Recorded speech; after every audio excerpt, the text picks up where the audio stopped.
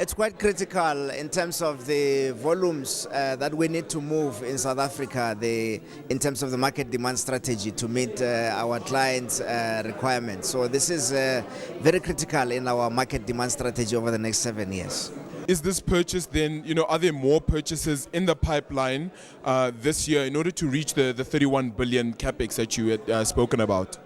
This is the first purchase of 95 locomotives.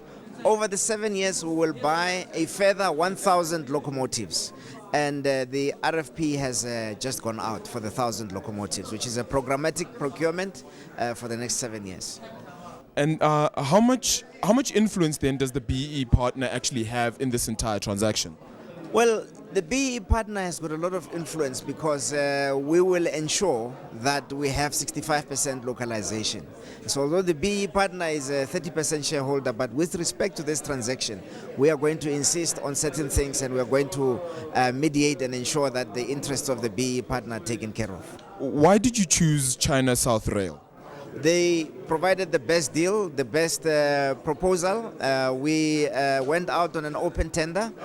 Several companies tendered from Canada to Europe, the United States, and they gave us the best deal, especially with respect to delivery times. And how much will this increase the capacity then of Transnet moving forward?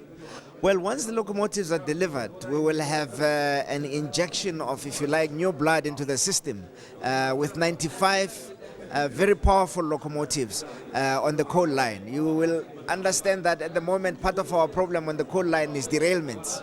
And new locomotives will ensure that we minimize derailments. But more importantly, these locomotives are capable of regenerating electricity, which means that part of the electricity that is used can be put back into the grid for either our use, or we can negotiate with Eskom to sell them back the electricity, which is was quite appealing to us because of the current problems of electricity that we have.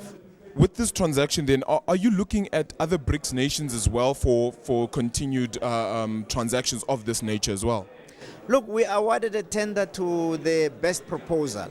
If it happens that in future when we do proposals, the companies are in BRICS countries, it will be a coincidence. But what we do require is the best proposal in whatever we have asked for in our tenders. And are you then in line to complete the capital expenditure, which have increased from 110 to 300 billion? Yes, this is part of it. This is a critical component of it. The total programmatic procurement of locomotives over 7 years is 35 billion out of the 300 billion, and so this is just the first batch.